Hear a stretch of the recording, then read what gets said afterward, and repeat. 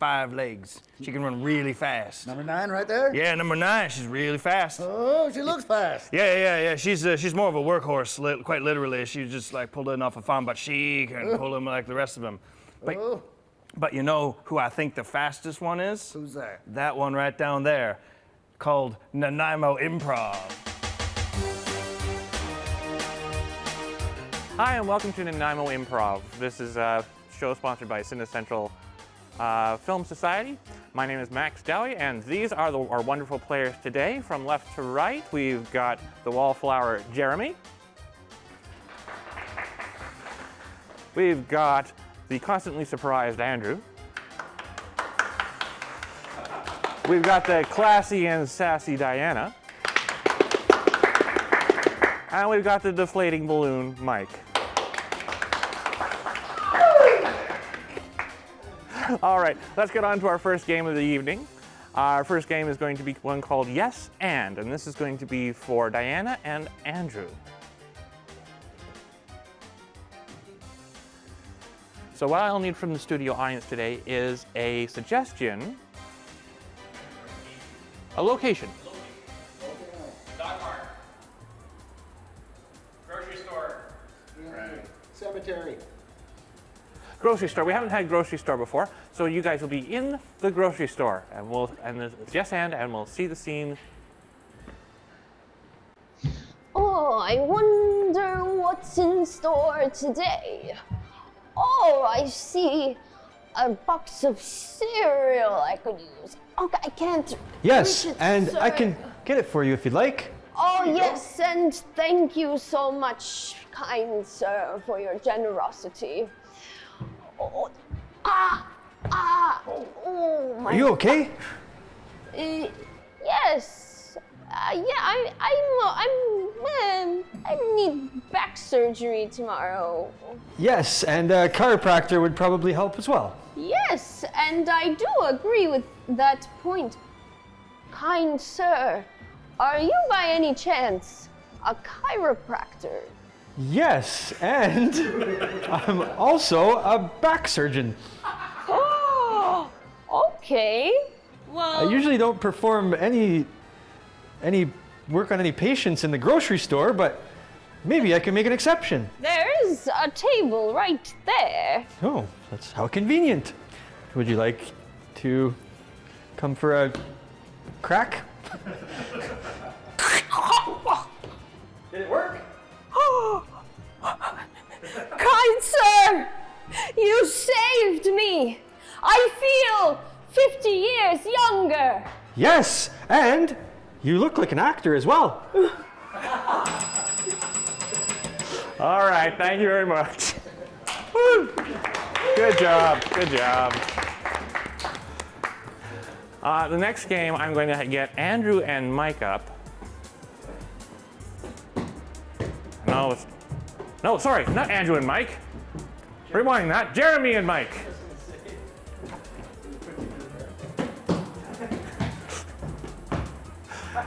All right, so for Jeremy and Mike, I have a little game called gift bags. And in gift bags, I'm going to supply these two with a couple of gift bags. So we need an occasion or a mundane activity. Let's get a mundane activity. Crocheting. Okay, so this is the anniversary of Crocheters Anonymous. And you guys are getting each other these gifts, these wonderful gifts. All right, and we'll see the scene in 3, 2, 1. Gladys, it's been 1 year. We've been clean for an entire year from crocheting, Gladys. And to mark this beautiful occasion with this journey that we've gone on through healing and process of addiction and finding God, and I just wanted to get you something to commemorate the occasion for being such a good friend. And I to you. Thank you. So you should go first. I agonized about this all evening. Well. It's nothing at all, really. My mother suggested. Oh, well, that's very kind of you. I'm quite short-sighted, and in the sunlight, it's quite nice to be able to have something to avoid this reflection. They look very good on you. I just thought that maybe you could see the world through my eyes, the eyes that wear glasses, and maybe you would be healed by that somehow. Anyway, these were my great-grandfather's glasses. They look quite old. I thought that they looked pre-2001. They, yeah, yes, they are. They're very much pre-2001. Should I open your gift? Well, please, if you would. If you would, please. Okay, lovely. Oh my! Wow, I've always wanted one of these. I've never even. What is it exactly? Well, it's called a remote control. So when your television is off, you can turn it on from your seat. Interesting. Does it work? No, it does not. Well, it requires doesn't. batteries. It has. Does it have batteries? Inside of there, you put two little round devices, and they power this device. Oh, interesting. I've never heard of this before. Well, I was looking for something to replace my terrible crocheting habit a year ago, and perhaps I'll find one. Yes, and now with that, there is a subscription to the latest internet television services. You don't say. Oh, absolutely. A subscription to the World Wide Web? Yes. You can watch television, and it will keep you away from your crocheting habits. What an excellent suggestion. Thank you so much, Gladys. Oh, You've you're always very been welcome.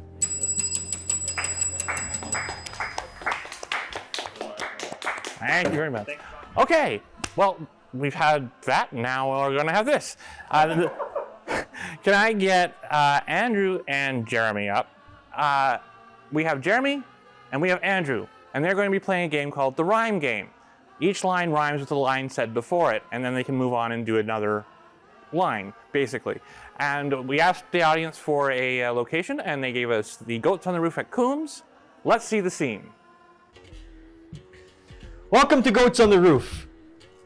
We wonder how the roof is on their hoof. Well, poof, they just jump up there and they stare until you compare with what you dare may flare with all their thoughts. I was walking by one day and I looked up and the goat looked at me like it was caught by thought. It was caught by thought. Well, I thought it was blocked by words I can't say, but we will say. They are truly a sign of amazing feats. If you drive by fast enough on the street, you can see that they are in heat. And that's where they will meet, on the roof. What a goofy situation.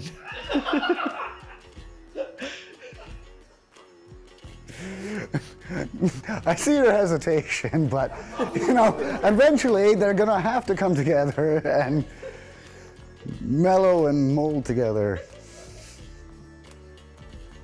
Maybe for some romance, they'll tickle each other on the bottom of the chin with a feather. Whether they do or they don't, I think that's a remote thought because I just don't see them holding a tree or a feather.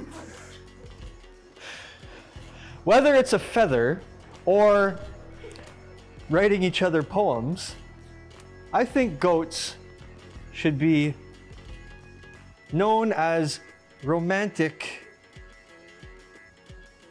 beings.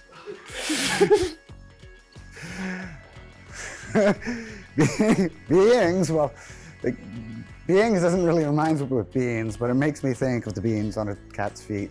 And goats don't have those on their feet, but what if a cat and a goat were to meet? Wouldn't that be sweet? Thank you very much for that game. Oh. All right, ladies and gentlemen, let's get Mike and Diana up on stage for what we like to call the alphabet game. So from the audience, I need a letter of the alphabet to start on. Z, we're gonna, I like Z, but I think we'll start with N. We'll turn the Z on its side and start with an N. So starting with N. And I'd like a location, please. The optometrist. We're starting with N. You're at the optometrist, the eye doctor. And we'll see the scene whenever you're ready. Nobody understands me when I'm trying to tell them that I can't see anything, Doc. Well, other people understand me. Please tell me what that's like. L-E-N-O. Questionable. Right?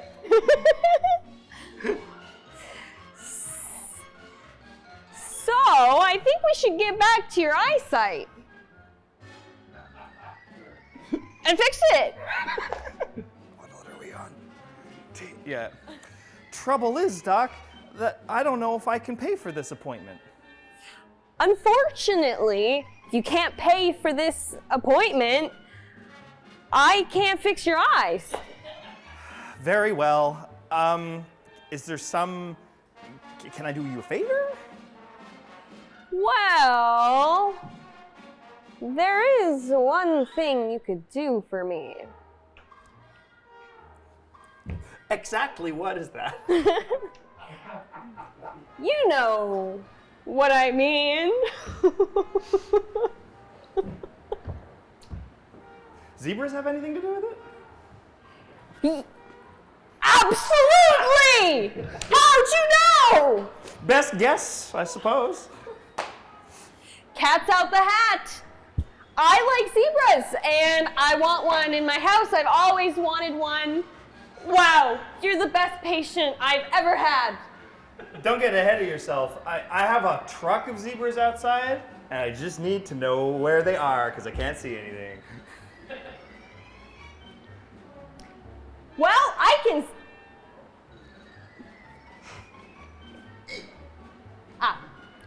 Exactly, that's what I can still see. And I see the zebras, and wow, I'm so thankful that you're my patient. I think our relationship has kind of maybe gotten a little bit too close. I think I'm supposed to stay professional with my patients and not get so personal. Fortunately, I can just not be your patient if you will then recommend me to another optometrist. Guess what? I'm gonna send you to another optometrist. After I get the zebras. Have you any idea how long it took me to get this appointment? I do. Just, can you promise me that I'll get an appointment with this other person soon?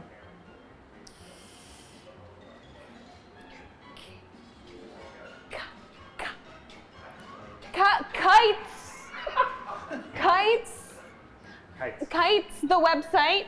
I will forward you to that website, and you will be able to book an appointment with a new optometrist on kites.com. Love it.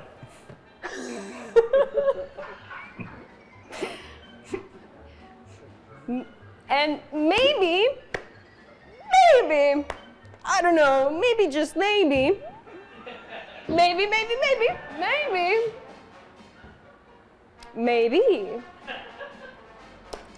I will never see you again. Nope.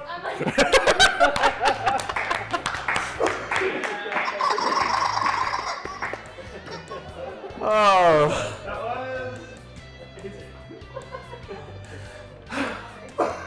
When you got it, you got it, and those two had it. Whatever it was, they had it. Oh, that brings us on to the last game of our show today. So this is for all the players. Mike is going to jump on our keyboard, and the rest of them are going to come up and be a three-headed opera star, or a three-headed pop star, or a three-headed. So what I need is the title of a track from a pop song, pop songs from. Ooh, let's give it a weird artist.